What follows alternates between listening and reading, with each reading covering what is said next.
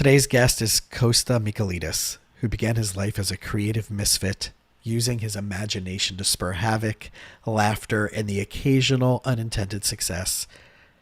Some of his recent adventures have been included working for NASA scientists to reimagine the search for life beyond Earth, designing innovation tournaments inside of a Fortune 500 company, to seed innovation projects, speaking at the United Nations in New York as part of the first ever TEDx event there, working with a group of cybersecurity experts, including one of the original creators of the internet, not Al Gore, to make recommendations to the Obama administration. And that's just the who's who of some of the things he's done. Some of the most impactful and beautiful work he's done has been with college students, young entrepreneurs, and nonprofit organizations. His passion, and by some coincidence, his job is to help people be more creative so they can solve new and meaningful problems in the world. And he takes great joy and pride in the skillful priming of the human brain and the human heart for creative breakthroughs. He is the co-founder of Innovation Bound and has joined a team of academics, entrepreneurs, consultants, and other creativity and innovation experts just like him to help accelerate innovation efforts in science, business, and beyond. All right, y'all, welcome back. This is another exciting conversation I'm very much looking forward to. And as you heard in the introduction, we're going to be hanging out for the next little bit with a person who is a master of innovation, of creativity, of problem solving. And we're going to get into all of that and how we can make it practical, applicable, and usable. And you don't need to be a multimillionaire in a lab with some big think tank in order to do it. So Costa, thanks for hanging out. Not hanging up. Don't hang up. Thanks for hanging out. Jason, happy to be here. I will accept that intro as long as we accept the caveat that mastery is a process. Correct. Mastering innovation over time. Yeah. I actually just had a conversation with my last client about that a little bit ago, of the law of compounding interest when it comes to personal development. And the idea of looking back upon periods of time, but knowing at the same time what you want to accomplish with clarity and specificity, excuse me. And also knowing that there has to be some patience. So it's like that balance of on one side, I know I want it. There's some urgency, and the urgency has to be countered with a little bit of patience. So when it comes to mastery, I definitely agree with you on that statement. Is this James Clear by any chance, author of Atomic Habits? One of the many ways I've heard that be expressed is James Clear. But I think my own personal realization of that a lot of people do is the negative talk they give to themselves about what you haven't done or how you haven't done it, or that you tried something and it didn't work out in a specific way, and then dogging ourselves versus... what is the mindfulness? What is the gratitude? What is the patience? What is the process? Are you really clear? And so I know when it comes to, let's first start applying that to to jump on the first tangent. Go for it. The idea of negative self-talk is really interesting. And my first experience was in college, young man, 19. And there was a lot of sort of self-judgment. And I think my brother pointed it out to me. I don't know, but it was like, oh my God, I shouldn't have said that. That was dumb. You get this feedback after every tiny human interaction, every little thing. There's a little coach on my shoulder who's really hypercritical. Right. And I tried this technique. This was something I read in the book, The Pilgrimage by Paulo Coelho. And interesting book. Anyway, talks about someone who goes on a pilgrimage and has a variety of different coaches along the way and so forth. And one person talked about cruelty and self-cruelty. Anytime you have a cruel moment, take the nail of your index finger and drive it into the cuticle of your thumb, just a tiny bit of sharp pain, and just punish the cruelty. I don't recommend this. It's a wacky. This is not the psychological. The self-flagellation. So I was like, let me try this, because I don't like the critical coach that sits on my shoulder all day. Let me give him a slap every time he talks and see if we can, get him to shush a little bit. And it was weird because I do this. And the first thing I notice is my cuticle's a mess. And so there's self-mutilation is kind of a bad idea. But the next thing I noticed was that I was suddenly smiling for no reason. I was just happy. I was just taking a subway ride in New York with a smile on my face. Wow. And it's just like, wait, what am I smiling about? What just happened? It's like nothing. You just removed this layer of yap, yap, yap cruelty that you were wearing all the time. And that was a really profound experience. And again, done it in a crude fashion, read in a book, copy. These are not the right techniques, but figuring out a way to either adapt or remove the negative self-talk is absolutely a worthy endeavor. And it's an endeavor, it takes time to do. And you end up having to do it every 8 or 9 years because you find new judgments come in from new places. So it's not a once and forever, but that lasted years. And then I went through it again a different way. But absolutely worthy endeavor. Well, I see it as peeling away layers of the onion, right? And you think you got it, and then you got that little thin membrane, and they're like, oh, I didn't even realize that was there after I already cut the onion. So that you're right. I think this is a process of cycle, and I can't remember the exact number when it comes to science on this, but it talks about our cells, all of our cells being completely regenerated every 7 to 9 years. So the only thing that stays consistent with us, even though we're looking at ourselves and like we don't really change when we look at ourselves in the mirror, but our internal makeup and chemistry and biochemistry is constantly evolving and changing. But we don't take that into consideration of like the old me and the new me versus always looking at, well, I screwed that up back then, or exactly like that versus, well, I have a mindset where I can take a retreat for a week every 7, 8, 9 years and just realize what I want to work on and realize what I've accomplished and maybe do that even more frequently if, I really like that cycle length. The 7 years, somewhere in that ballpark, is a really nice cycle length because you can save up quite a bit of money for it. So over 7 years, you can actually pull together a decent budget. And if you want to really take a month off and work on yourself, you can make it happen if you're saving up for 7 years. It's a period of, it's a cycle long enough that if you make meaningful change, it probably takes 7 years to really gather the fruits of that labor. Like if you're going to lay down new habits, the first year is really habit formation. If you're going to do some new learning, it's going to take time to do the learning before you get to apply it. So 7 years, somewhere in there, 9 years, is really nice. And what you can accomplish in a decade will absolutely blow you away. It's insane what you can do in that amount of time. And each of us we get like 3 good ones. Like it takes time to mature or whatever. And then you get like 3 good decade cycles and then you got to start retiring. It's as if you literally were on that session, like hanging out on the Zoom in the back, like with that. Right. I mean, it's beautiful because I mean, what I really want for people who are listening to this, right? This is, the podcast is what I get to talk about in sessions with my clients and distilling it from the experts that I'm bringing on as guests. So more people can hear this information versus working one-on-one with me. So it's kind of like my reverse hack of like, can you get some really valuable, powerful information out of this? And this idea of looking at things from a decade perspective, like in a way, we have to practice that force, right? And I'm really saying it forced because we usually assume force is a negative thing, but that force positive to see what we've actually accomplished from that lens of gratitude. Because, when you talk about, I was watching your TED Talk at the UN, and it was only, 2 years after, right? How many years it was after 9/11? It was 12 years after 9/11. It was one of the anniversaries because Right. it was on September 11th, but it had been, so that was 2013. It had been about 12 years. 12 years after. And now I'm looking back at it and being like, man, like, can we listen? Like, is that it? Like, that's a TED Talk that people could be listening to every day today with the chaos of what's going on and how quickly it is to forget about compassion and other and the rising tide raises all ships mentality. And unfortunately, it takes such a catastrophic moment negatively, forced pressure for that to happen. Absolutely. We need those things. Compassion. I think responsibility is another one. Whatever reverses extremism. I don't know. I don't claim expertise on this, but whatever that is, we need it now in a preventative fashion. Because if we keep going the way we're going, things are going to get worse before they get better, which is probably going to happen. I'm just wearing my analytical hat for a second. Correct. So I'm expecting worse before it gets better on the global stage. That said, I really hope we don't go, much further.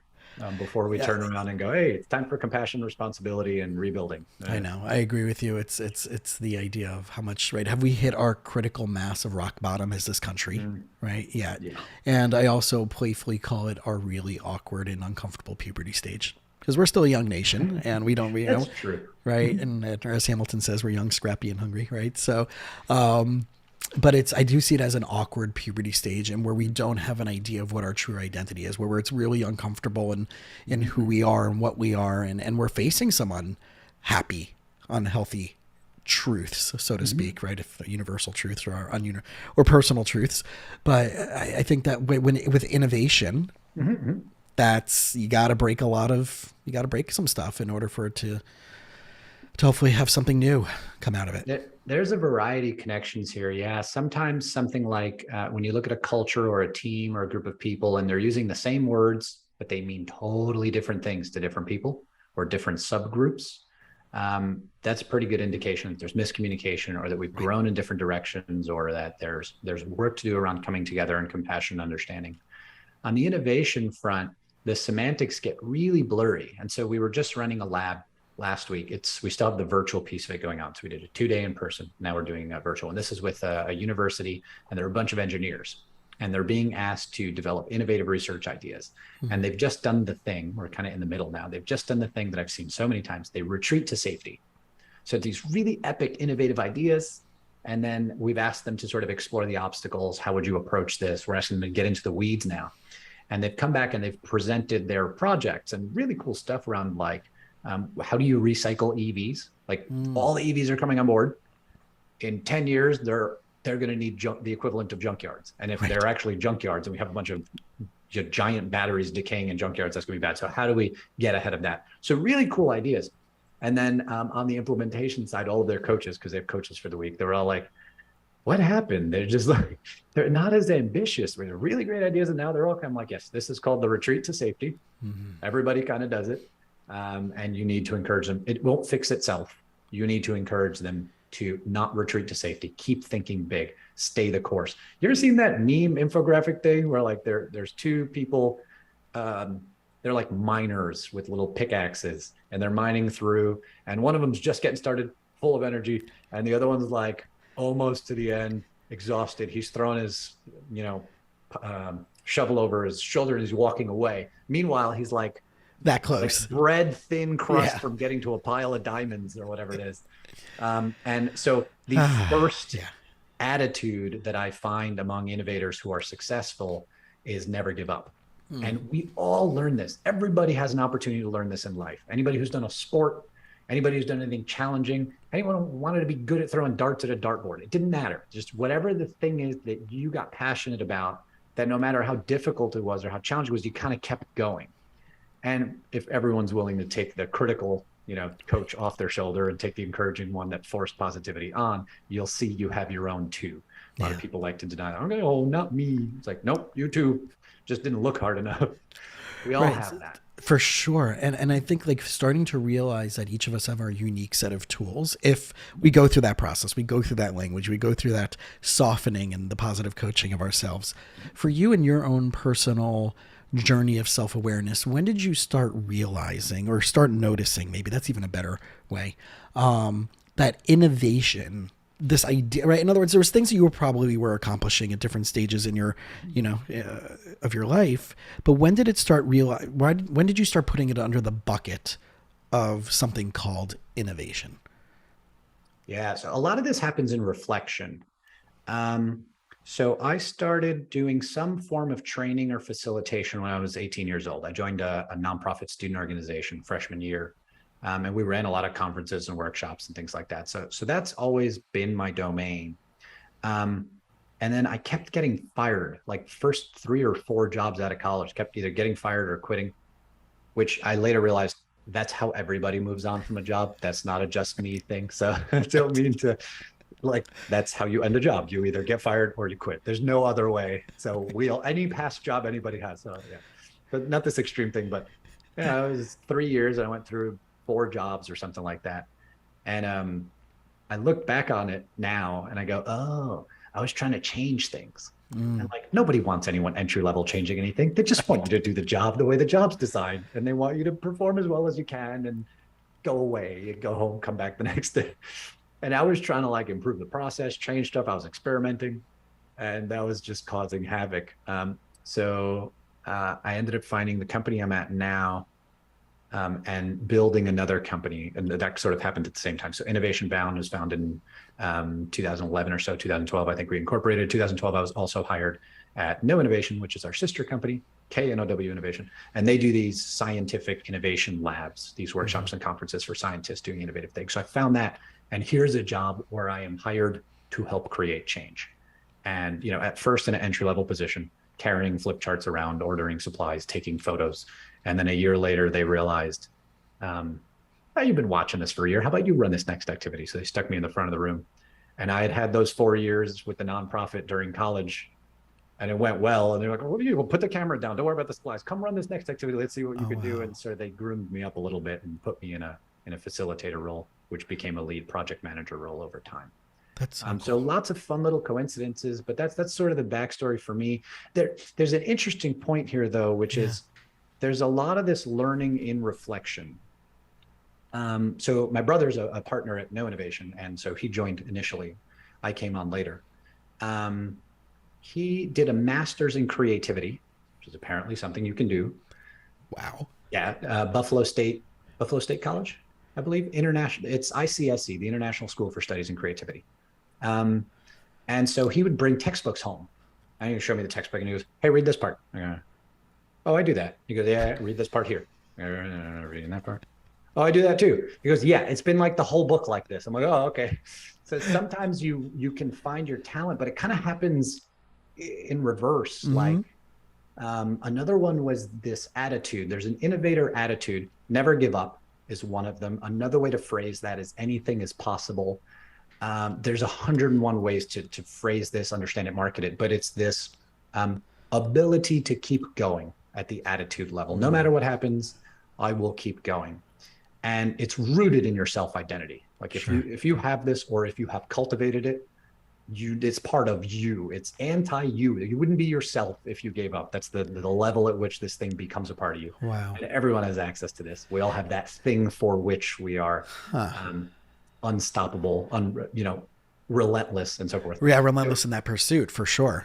Yeah. So how much of that is, well, I'm curious, just on a psychological perspective, because the first thing that questions to me is going through my own life journey of survival, right? Of being a scholarship kid and then being on my own since I was 17, 18 years old. Of a lot of the things that I realized I committed to was purely out of survival, even though they had to be something that I believed in at that point or were aligned with my values at that point. But there, I wonder if the duality, because you're saying there's, I see that of what you described as this, like there's an eternal optimism in that paradigm of what you're describing. And I'm looking at it from my lens of like, yeah, this is meaningful. This is powerful. This is purposeful, but it's survival on the other side of the coin. In other words, I have bills to pay and I need food and I have car payments and I have student loans. So it's interesting. I wonder, what the nuance difference would be, because we all have both. We all have to pay bills. We all have to do those things. Is there a discernment between, like, I don't want to call it a percentage, right? Because I know that's where I used to be coming from versus leaning more into what you're describing, that I'm assuming there are people who are more predisposed to that way of thinking that you have, and there's people that are predisposed to based on what I came from. And then the evolution is finding that balance, or finding more of leaning into mission critical, not just out of survival, but out of purpose and collaboration and leading. Do you find that, like, you meet people that maybe came more for that this is survival for me and I got into this because of survival, versus I got into this from, your vantage point of how Absolutely. you started? Yeah. A more kind of neutral way of thinking about it, as far as I can tell, is just understanding what motivates people. And so there are self-motivated people where, like, they will just do what's interesting or challenging or problem. They will motivate themselves. Yeah. So they don't need a manager. The intrinsic. They don't need the bill paying. Yeah. They're largely intrinsically motivated. And so let's all put on our manager hats and pretend that we're hiring a team and there's a team of people, right? So you have the kind of person you can hire who's self-motivated, and what's good is they're self-motivated. You can check in on them once a week and they will have worked 40 to 60 hours in the prior week, but they're self-motivated, which means they kind of decide their direction on their own. You're going to have to work harder to get them to do the thing you want them to do the way you want them to do it. Other people way on the other side of the spectrum, perfectly happy to be motivated by external incentive, and they need direction. You have to tell them how to do the job. What are the metrics of quality, and so on and so forth. And then they'll do it that they're perfectly happy to get good direction and follow and execute on that, and receive a reward for it. They're perfectly happy that way. And it's really hard if you're self-motivated, that other person, you feel like you're punishing them by like trying to tell them how to do the job. And it's like, no. If you were in their skin for a minute, you'd understand that they need the direction in order to do good work, and they're very happy to do it. Imagine a writer, a producer, a director, and the actors. And it's like the actors own a certain little part of the thing, and they need direction in order to do well. I'm totally simplifying personalities here. I'm sure there are actors who are self-motivated, but you can think of people in different roles where they take direction really well. So that's two of them. I bet you could stratify that and come up with a little bit more, but certainly there are differences in the way people are motivated. And I think if you're going down the track to become an innovator at whatever your craft is, I think inevitably what you will find is passion for something. The other option is a team that you really love.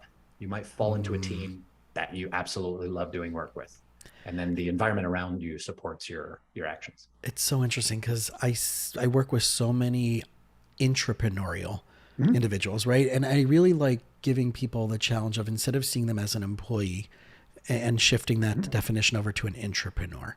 And exactly like you said, a lot of companies or higher ups don't want someone below them managing up, right? Or guiding up, because then it means that they've been doing something wrong. The system isn't as great as they think it is. Yeah. And it also is it's also a lot of power differential issues. And I find that I have so many clients that are so passionate about the work that they came in to do, that when they do see a stopgap somewhere, the receptivity of managers, of leaders, of people above them goes directly into defensive mode or blaming mode, or, that's a really good idea. Let's see how we can strategize together to bring this and manage, and work this up the chain. That it very rarely happens that way. But like you said, that's innovation, that's growth, that's people. Those are the people you probably want as part of your company, not for the sake of I know it better than you, but hey, a system, always goes to its least common denominator over time, right? That's just what momentum does. How have you, what have you seen in regards to identifying that and helping guide teams and groups and people to navigate that successfully without just saying, well, F it, I'm out, or being so miserable, but they continue staying in that environment for years and just become a miserable son of a bitch themselves. So the advice to the individual is, if there's genuine toxicity somewhere, you cut it out or you leave. Right. And there's a lot of life experience behind why I would say that. And so I won't give you the life experience, Sure. But I'd say that if there's genuine toxicity, if there's a lot of genuine toxicity around you left and right, it's every relationship, it's all the jobs, then it's you, and Correct. You have some work to do on yourself. Yeah. And I say that with love. Go do the work. And then, so that's the person, if you're advising the person. When I look at organizations, there's a couple team dynamics and dysfunctions that are common. So when you're looking at challenges to being innovative as a team or an organization, there's typically two things. One is just a pervasive risk aversion. Mm-hmm. Everybody's scared of taking risk, or many people are scared of taking risk in the organization. And if you're trying to do something new, risk is inherent. And there are appropriate ways to take on risk. Namely, you want to do it cheaply, quickly, and safely. And you want to aim to learn, not accomplish anything. You take off the achiever hat when you put on the innovator hat. This is not about achieving, it's about learning. If you're going to do something new, if you're going to enter the unknown, you have to learn by necessity. To do something that's never been done before, You have to do things that have never been done before. Therefore, you have to learn. Yeah. So you take off the achiever hat. Whether you achieve the outcome you thought you did or you don't does not mean you're bad or good. You got to throw all that out. You put on a learner hat and you go, okay, do we know if this new market is going to be interested in our product? No, let's find out. How do we find out? Well, we're going to do a pilot project. We're going to market it the best we can. And then we're going to read the data we get back and try and interview our customers and see what they say. And we're going to learn. Mm-hmm. And then we're going to do that as cheaply as we can, as quickly as we can, and as safely. Like, we don't even want to expose our brand. So We're doing this under a hidden brand so we don't ruin our reputation in the marketplace. Cool. Totally fine approach. So that's the risk averse and the risk management, like do it appropriately. And then by the way, there are a whole bunch of articles and links I can send you where we go into more detail on any of this stuff. So just let me know. The other one is there's no risk aversion, or there isn't a pervasive risk aversion, but there's a little bit of chaos just kind of everywhere. So sometimes an organization that was built on mergers and acquisitions is like this. So AOL brought America online. They delivered on their name, epic organization, and then they went about buying later in their life. They went about buying a whole bunch of internet properties, including Huffington Post and a bunch of others. So they were just this conglomerate of lots of little companies trying lots of different things. And so here you just have a little bit of chaos. And the solution here is just getting organized, doing a little bit of discovery. So go into the organization and ask for stories about how people are innovating, how people are using creativity to solve problems. So you can go even more basic. How are people using creativity to solve problems here? Like this and like this. Collect those stories, and those stories will tell you what your culture is now. So if you're going to go do organizational team change, culture change, figure out what your culture is now first. And then if you want to make change, there are leading experts on like cultural organizational change, of which I am not, but you need a baseline. You need to start by understanding and storytelling, listening, story extracting, so to speak. Super useful tool for starters. What I'm finding, and I guess maybe in this example, like the company that I'm thinking about is like, it's just, it's these, and I see this again over and over again, where I challenge my clients, especially those that are building something, to the difference between creating a company and having something that's a job that they've created for themselves. That's a hustle. Right. And the difference that I see is the structures and the operating procedures and org charts and knowing that, yes, you might be filling out like the whole E-Myth type of thing, right? You might be filling out 23 out of the 25 positions yourself, but you have this built out in step-by-step framework where you know where the growth is versus it like, makes you a mom and pop shop that will never become a franchise versus a Papa John's or a Domino's. No one's saying it's the world's best pizza, but it's the pizza you're going to get at 11 o'clock at night when nothing else is open, because you know it'll get there in 30 minutes or less. And people are still going to, and that has a useful model. And that's a multi-million-dollar a year model. Yeah. So, I guess what I'm wondering, especially for those that are listening, is if they want to take that initiative and they want to say, hey, boss, hey, team leader, hey, whatever, I have ideas. And even if they may be afraid of taking it to the person above them because they're afraid of the ego, or they're afraid of it being a stopgap or that person going defensive, how can they be strategic in even presenting it? So we're talking about like your day-to-day staff, right? Your design team or your sales team, and then going to the managers above that are maybe a department head or just a team leader. How would you, because like I know I see this often, that these people are passionate and they're talented and they're much newer, educated on 2022 things that are in the world, and the company's running like it's still 1986. Yeah, this is a really good question. So I think as long as you're clear on your motives, you can set on this course. And so you have to decide what those are. So if you're going to innovate inside of an organization, you inherently take on risk. And so if it's all survival and you can't handle losing a paycheck, and priority number one is keep this job, and there is no safety blanket, it's not time to be an innovator. That's okay. Do the job as best you can, keep getting paychecks come in, figure out a way to make savings, et cetera. Get yourself in a good position, because there's some risk that comes with it. Sure. So if you're in a position where you do want to engage that, and you want to begin to level up your career, and you want to be able to add more value to the business and so on, and you have the ideas and so on, what you can do, we call this building better business cases. And so what you are setting out to do is to build a business case. and a business case can grow into an innovation. In order to deliver a business case to a senior manager or an executive or whoever you're sort of pitching it to, you need to have explored and developed an idea. You need to have done some work in a pilot or a prototype, have some data. Like, you have to deliver something where you go, hey, I'd like to scale this up. It's already proven it works in a small scale. So that's when you get to do a pitch to your senior leaders. You don't get to do a pitch just because you have an idea. And that's because an idea is the seed, of a forest. You don't have a forest if you have an idea. There's work to do to get from one to the other. So the work to do is about developing some skills. And then you can slowly build credibility for being innovative inside your organization. So let's say you have some teammates and they have trouble, and you're the one sort of helping them solve problems sort of using creativity to solve problems they couldn't solve. Great. You're building early credibility for being an innovator at your firm in small ways. Let's say your boss has a particular challenge that's just been going on for a while, and you can help solve that. Say, hey, I'd like to work overtime on that. I know it's been a thing. I want to try to solve that. Is there some way I can help? And they might go no, or they might go, sure, I have at it. Or you never know what kind of response you're going to get. Be ready for anything. But you're basically slowly building credibility as someone who can use creativity to solve problems. Using creativity to solve problems is a skill. Go learn those skills. There's a ton of books. I would plug my own stuff, which I'm happy to do, but there's also a ton of resources elsewhere. There's a whole International Center for Studies in Creativity in Buffalo. So there's plenty of ways to develop the skills. So it's about building credibility little by little, and then ultimately building a business case. And in order to build a business case, you have to do the learning piece. You have to cheaply learn if this idea you have will work, if it's a new product or whatever. Yeah.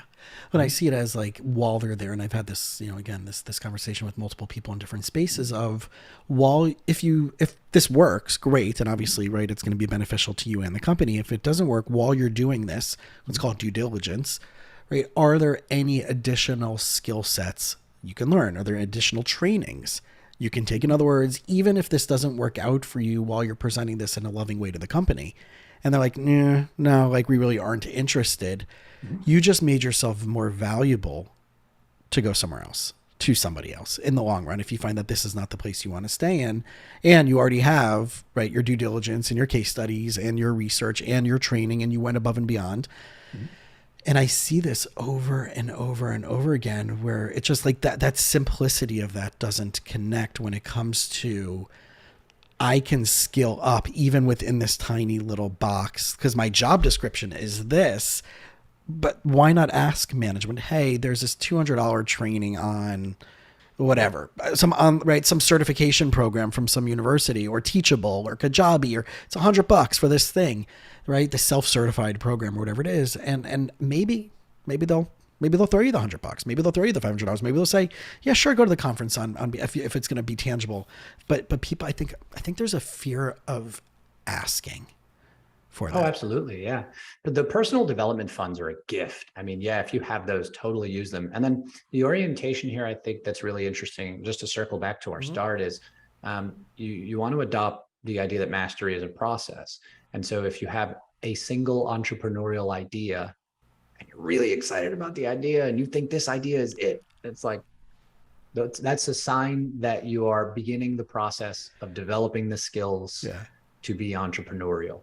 That idea, more likely than not, and it's okay, is not the idea. There's no such thing as the idea. We'll just watch the Shark Tank, right? Yeah, entrepreneurs see $1 million ideas everywhere they walk and look, and they're everywhere. There are thousands of ideas there are probably thousands of $1 million ideas that you could see over the course of a week or two. Right. One exercise I did for myself sort of early as an entrepreneur was I did 150, something like that, 150 ideas for businesses, little Post-it notes. I filled an entire whiteboard with Post-it notes. I was like, if I'm really going to go take on the entrepreneurial journey, I would really like to map out what the possibilities are. This, by the way, is one skill that we teach when we train innovation skills in plain language. It's come up with lots of ideas. Would you mind an exercise? Please go for it. Yeah. If you're listening, you can follow along. So think of 3 superhero powers. What would be some interesting superhero powers? And think of 3 and then throw 3 fingers up.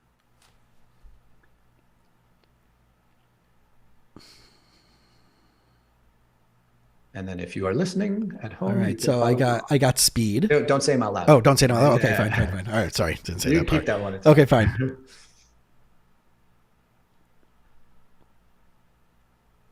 Okay.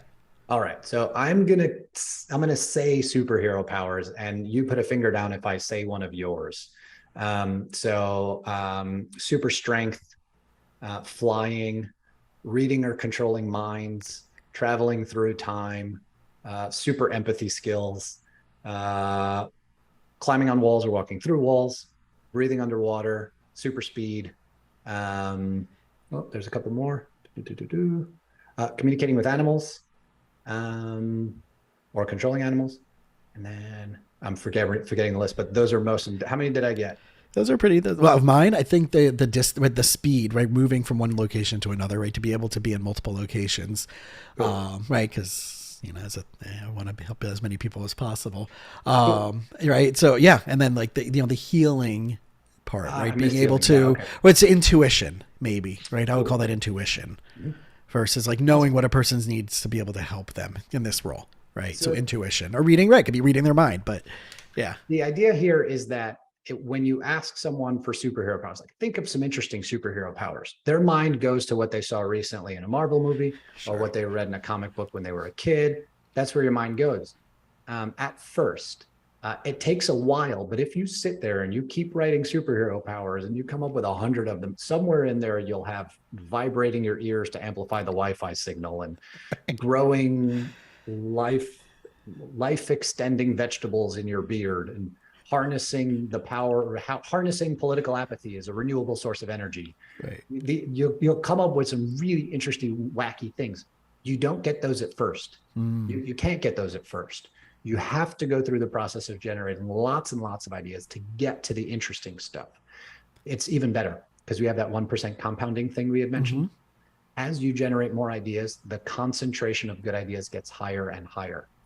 We recently did this experiment. We've done it a few times at the labs that we do with scientists.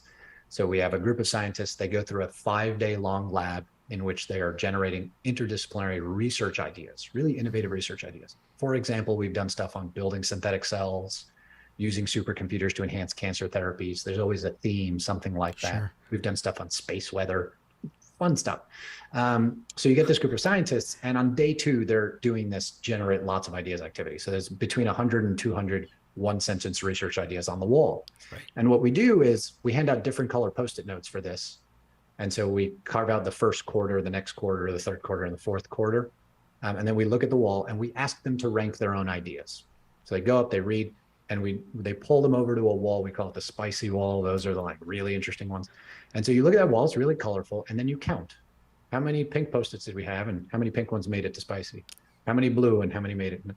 And you get a concentration for that last quarter of like 1 in 4 of them or 1 in 2 of them making the spicy wall. Oh wow. Every other idea really interesting to the group. Yeah. That's the level of or 1 in 4 really. Whereas when they start, it's like 1 in 16, 1 in 13 are interesting enough to make the spicy column by their own judgment.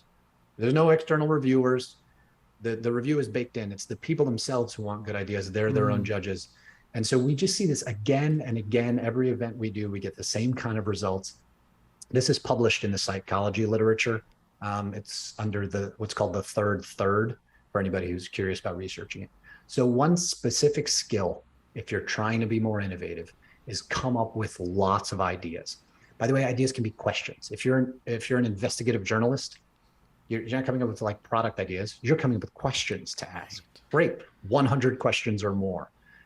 So here, ideas is a kind of bucket category. It could be questions, it could be notes, it could be possibilities, it could be options, it could be menu items if you're a chef who's setting up a new restaurant. It could be anything. So that's one skill. There's 5 that we teach, and we have an Innovation 101 course. Still very under construction, but we have an early bird discount for anyone who wants to jump into a really messy, we're still getting the walls up kind of a situation. But again, discounted and much more one-on-one time for people looking to really learn these creativity skills. It's so cool because I'm thinking about people I know in the science world, and like especially in the medical research, and they're committed to one specific thing for 30 years. And I know that me and in my I have my overarching thing, right? I'm a therapist. But I know that there's sometimes my interests in the world definitely go into that area, which is kind of the, like I said, the theme of the podcast, right? My psychology, integrative alternative medicine, entrepreneurship, and spirituality are the four, I think, are the four areas that everything in my life falls under. So as I'm looking at musical instruments, well, okay, well, that's nice. That's spirituality to listen to, right? I'm listening to a Fish replay and like, that's pretty spiritual, or a Dave Matthews show, right? Whatever it is, right? And how music for me is spiritual as well as, meditation and whatever other spiritualities. So it's interesting to just, for me as my own personality predisposition, to just focus on one thing and just have my practice be, I'm only serving creative artists, right?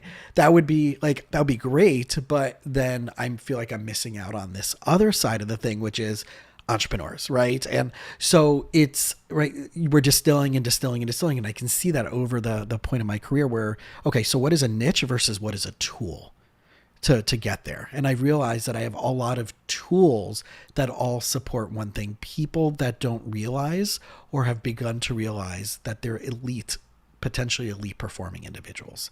And it doesn't mean you have to be on the PGA tour or an NBA player or a multi-million-dollar business owner.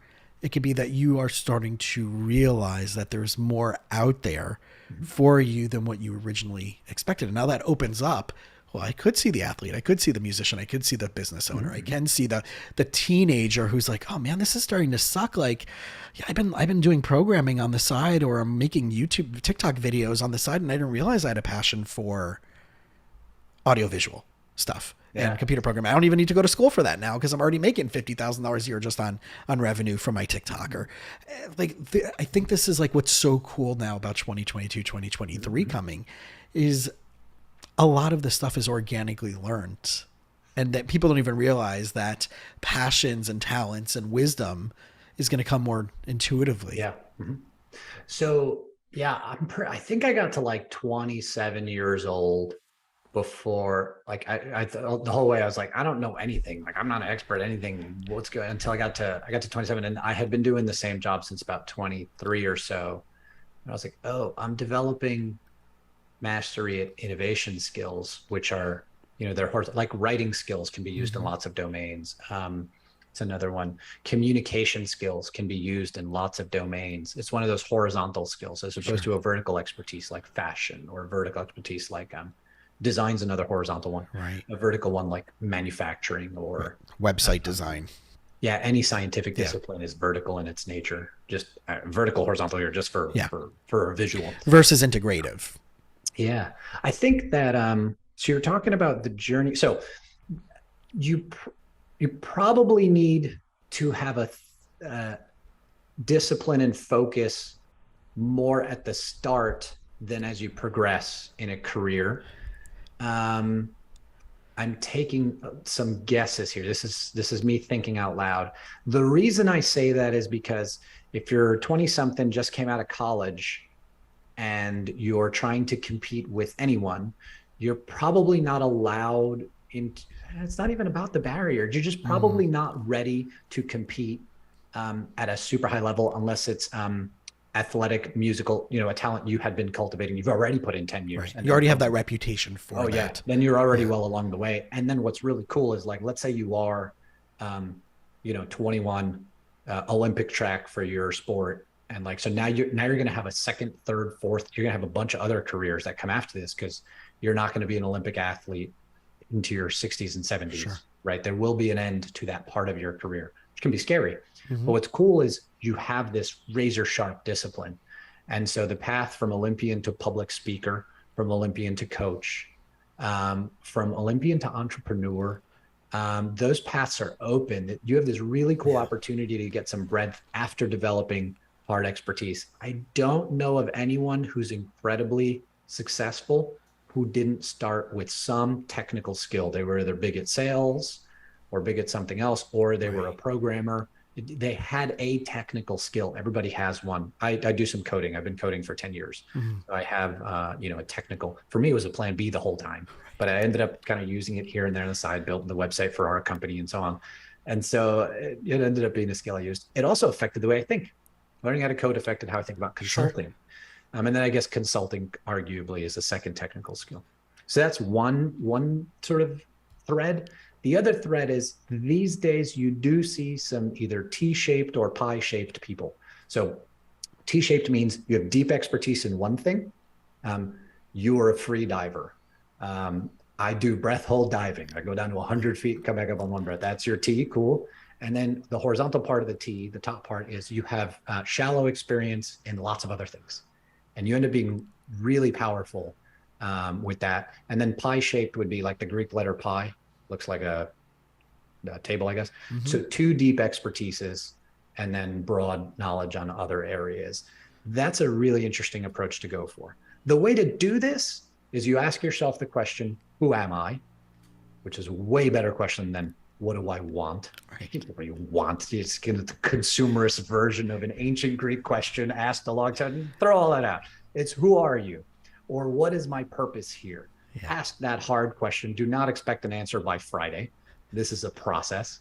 But if you continue to delve into it, you start to find some things. Like for me, in reflection, like 7 years after it happened, I remember this moment in gymnastics, doing a backflip over the high bar. I grew up doing competitive gymnastics, doing a backflip over the high bar and catching the bar again.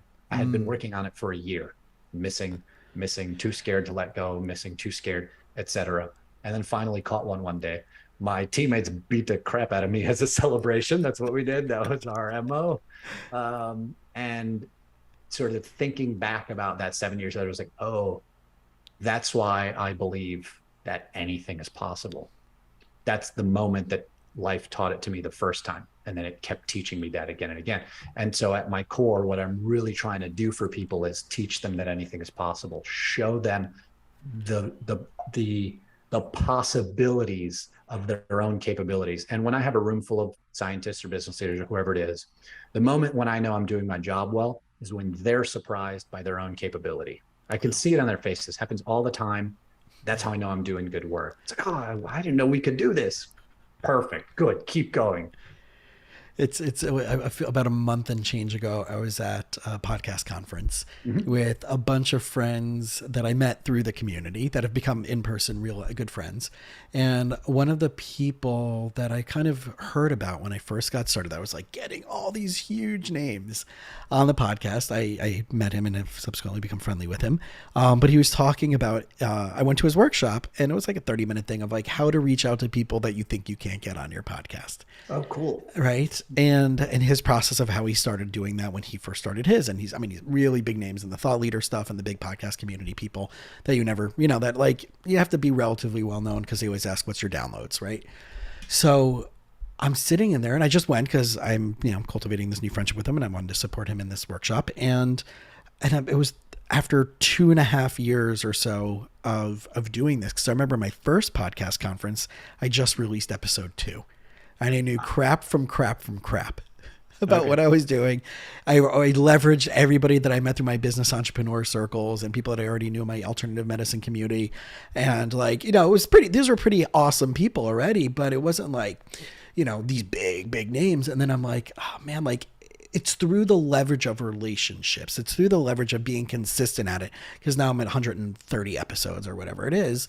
And, where I'm like, wow, I can't believe I have these 2 names that were just on my podcast because I had the audacity and the balls to just walk up to them at a conference and be like, hey, so you made a joke about shitting on psychology and going to therapy. I'm a therapist and I thought that was hysterical. Be on my podcast because you owe me, right? And with tongue in cheek, right? And therefore so we got on my podcast for 30 minutes, right? Which is great, and I'm so the value of that time for me is incredible. So I think that like when you're talking about right, just consistently hammering away, like you said, for a year, or I love watching those YouTube videos of someone learning how to do a backflip themselves or some type of like cool trick, whether it's the trampoline, jumping off the trampoline on the big, whatever I forgot what they call that, where it's the trampoline below and they do all these cool tricks and they land back on the platform, and seeing them start from, right. It's just the edited clip of them doing it 30, 40, 50, 60, 70 times. And then finally nailing it, and how excited I am for that person that I have no clue who the hell that is in real life, seeing that, but knowing that like, the difference is I'm just consuming that. I'm not also, in my own way, I'm trying those things. But I think that's where we start pulling into the people that we surround ourselves by, that like the thought leaders of the podcasts or the YouTube videos, is we're really, it's not like, oh my God, they're motivating. It's those, I think those people have a skill set that we haven't yet harnessed in ourselves that we want to pull into our toolbox. Yeah. And then but then the real step is, now what do you do with that? And I think that's the, moving into more mastery, moving into. And that's how we build the most beautiful human family, is that if everyone can do that, if everyone can ask the question, who am I? And if it's acrobat, and your journey is learning backflips and, falling on your head a few times, hopefully not that hard, and making that journey, you get to do that. You go through that process. And if you love that process enough, you come out the other end an acrobat. And then we watch and see what you can do. And if we've equivalently in our life asked the question and done hard work, then we are free to appreciate you for what you're beautiful at. Yeah. Whereas if we haven't, then we're resentful. Sure. And we bring this other element into life, which is destructive. So I think to the extent that we can each as individuals ask that question, who am I? Why am I here? Pursue answers. When you find them, engage them, live by them courageously, and persistently.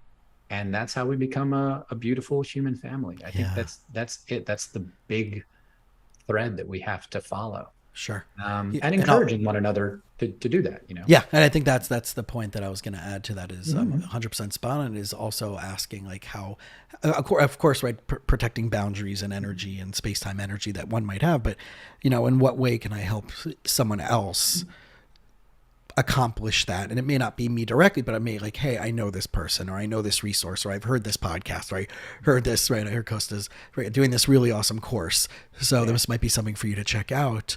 I think that's a missing part still, that people, I mean, it's great to cheer someone on, but you see that meme on social media. It's like, we're so happy, like so-and-so opened a new business, but are you, and you're friends with them and you love them and you want them to succeed, but are you sharing that their grand opening, or that they're doing a sale, or that there's, where are we marketing and networking outside of being just business owners is still a missing skill in a way. Or like I've tried to set up couples that have gotten married, cool. and yet I'm, and I'm presently single, and right. So I know, I'm like, wow, okay. So if this date doesn't work out, who can I look favorably upon? If they're not for me, it doesn't mean like, oh God, this person sucked.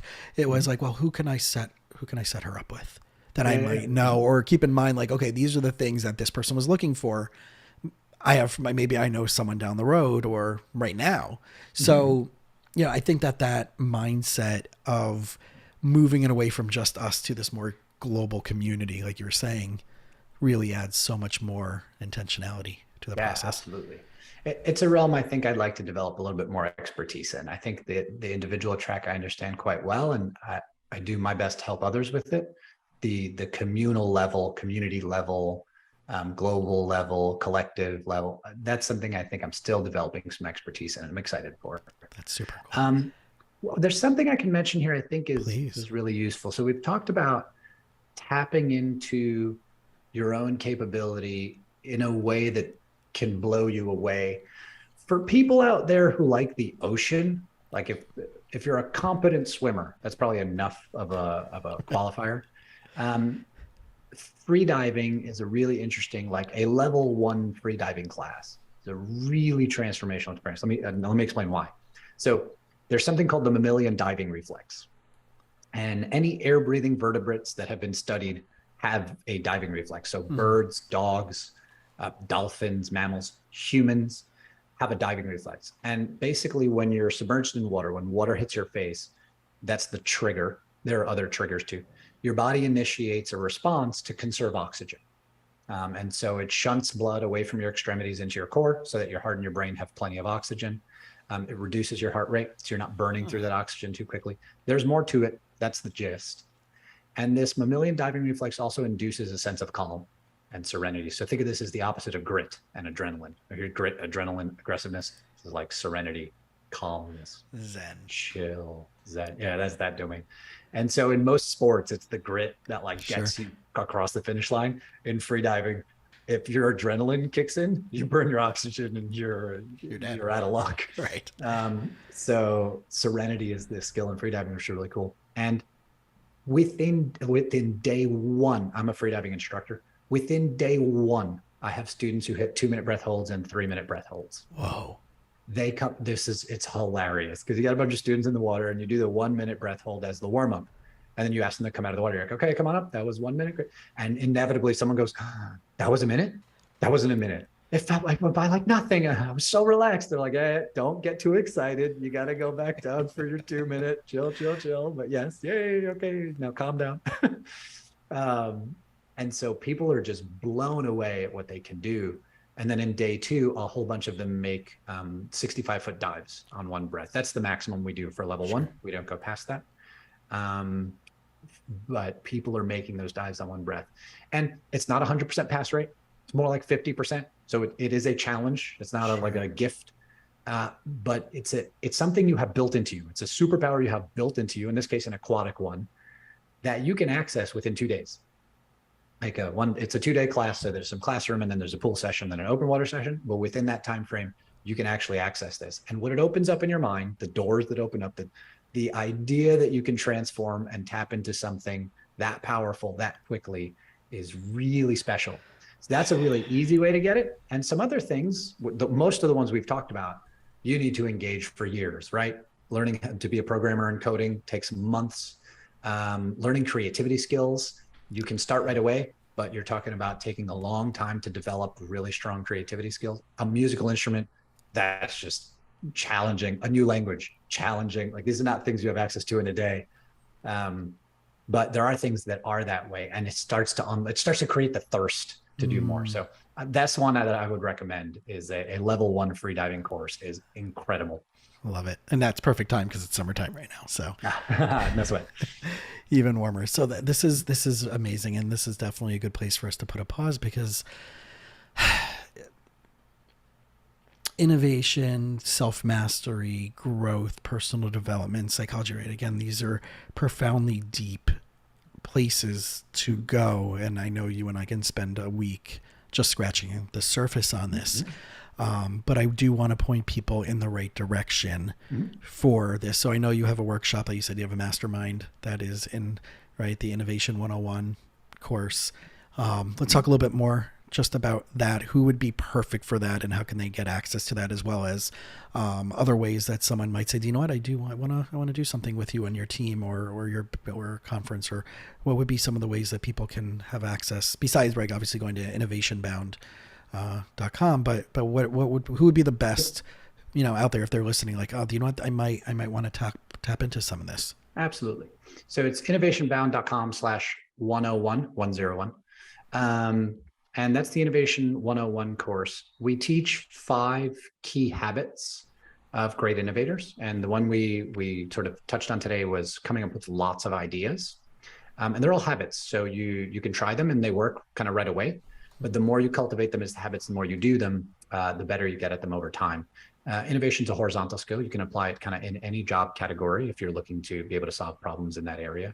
It's also things like, you want your kids to have healthy habits, or you are trapped at home in Brooklyn during a pandemic and you're single and you want to find love and you feel like you're getting there. Let's use some creativity to come up with some ideas on how you might do that in an environment that we didn't expect, to arrive in. All kinds of growing a small business. Oops, I'm an influencer. You find yourself with 10,000 followers. How did this happen? And you want to think about, well, how do I monetize this? And like, there are generic strategies. You can go to the expert for any one of these. And oftentimes, expert advice doesn't work for health, wealth, and relationships, which are like king categories. These are important categories in all our lives. Typically, expert advice in those areas doesn't work. And we can explore reasons forever. What I would chalk it up to, at least for now, is we're all different enough. We're all personal and different. And you take one person can be super different from anyone else. You take 2 people in a relationship and you multiply that by 2, it's like exponential factor. There's no book. Yeah. Like, there are hints and keys and tools, cool. But 2 people as individuals, or one person as an individual, is different enough from others that the generic approaches don't always work. And that's where creativity comes in. Yeah. That's where this experimental mindset and attitude are pretty tremendous. So the course teaches the 5 skills. It is currently under construction. That said, we are offering an early bird discount. So it's not going to be at this price. Again, it's $35. And then we'll kick that up as we get closer to releasing the course. The other cool thing is there's relatively few people involved right now. So if you jump in now, there's a whole lot more one-on-one time with me, which can be really valuable, just getting some personal coaching. Later on, if there's 1,000 people in the course, it's going to be much tougher to get. Sucks for everybody else. Yeah. It's okay. Yeah. Right. No, that's super cool. As you were saying what you were saying, right? And looking at it as a therapist and doing a lot of couples counseling, 50% of my week is definitely couples at this point. And then even when I'm doing, right. I mean, listen, thank God they're coming, right? So, and it's only the type of couples that I want to work with. It's not letting everybody in the door. And that's, my doorman principle of who I work with has to be, I'm absolutely excited to want to work with you versus like, was there a big bump from the pandemic? I think there's been a big bump for everything from the pandemic, which, now Florida, I live in Florida. We had a pandemic here. I'm in Florida. Right. Oh, okay. That's a fair point. Okay. Well, there you go. Melbourne. Oh, okay. We will talk after the episode about that. So, shout out YD, who's in my buddies in Melbourne. I've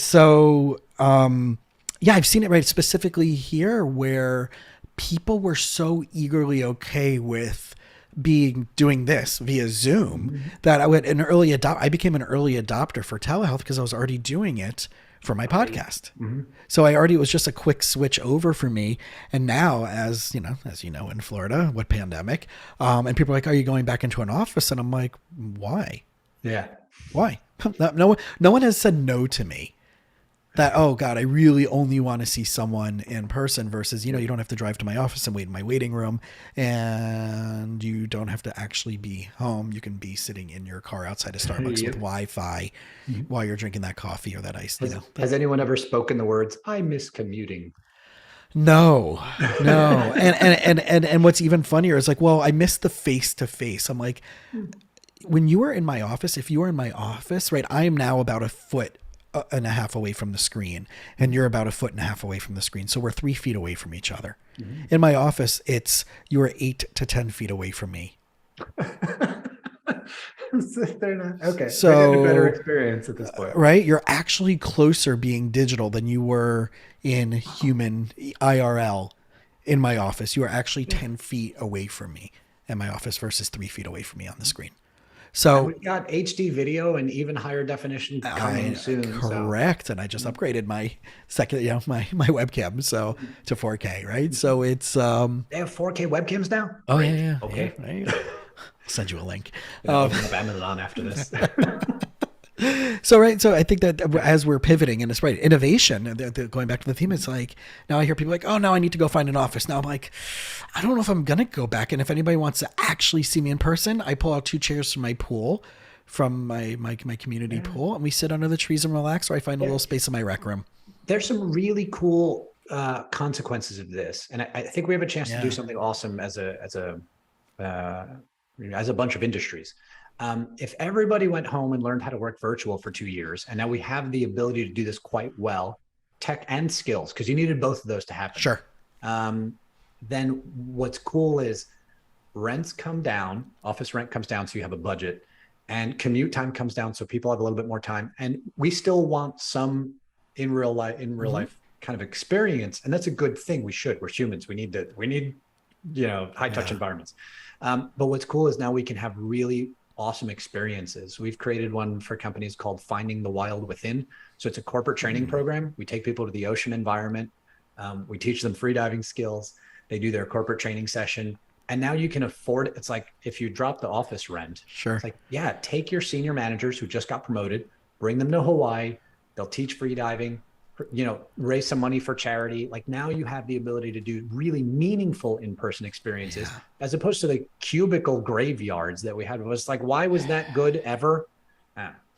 Now, that's what blew me in mind. Like, so REI, I'm sure you're right, since you're a nature outdoor person, right? I don't know if you knew about that. This big, massive, incredibly gorgeous home, right, place that they built. And then things kicked in at the beginning, and they just like it was ready to go, ready for everybody to move in for corporate, and they just sold the entire thing. They're not like, we're going to hold on to this we're just going to keep this regional, people are going to work from home. We're going to have little regional centers, X, Y, and Z. But they built this gorgeous, gorgeous, gorgeous, gorgeous, gorgeous, top of the line, sustainable campus. Whoa. And then they, right, ready to go, computer systems installed, right, REI logos, and they just sold it, right, within months. Right? No, but that was the mindset. I mean, that's a forward thinking of like, we're just going to embrace this, even though we just spent hundreds of millions of dollars. Way to not give in to sunk cost bias. Yeah. I mean, that's yes. Yeah.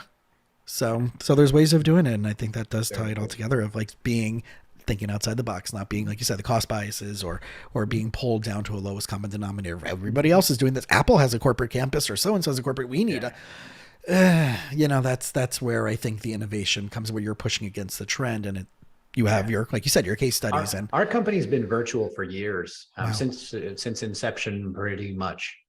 So we've been virtual the whole time. And what's really nice is when the scientific conferences, pandemic shows up, scientific conferences are all like out, all our clients freak out.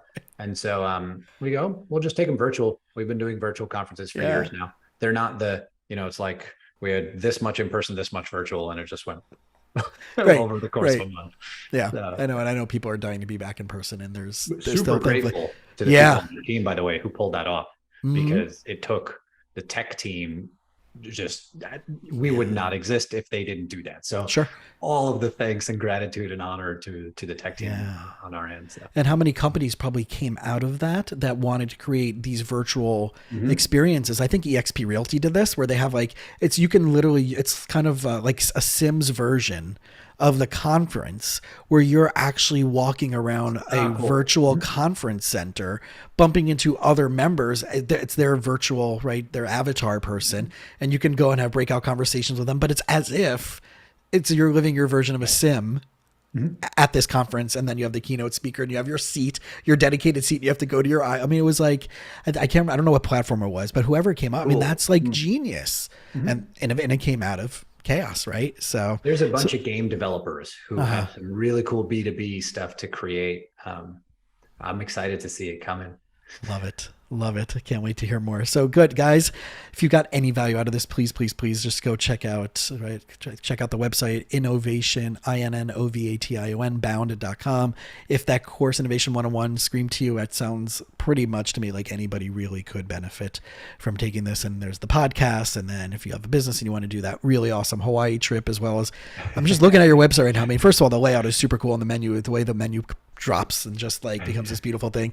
So clearly, you did some good work there, man. Those coding skills helped. Yeah. Mad props on the coding skills. But guys, please check out if there was any value that please share this episode out and leave us a review on any of the main platforms to let us know that you're listening and you got value, and also reach out to us and let us know. And if you have any questions, you want any resources, you want any book suggestions, I know you suggest, so when we follow up, we'll get the list, we'll put it into the show notes.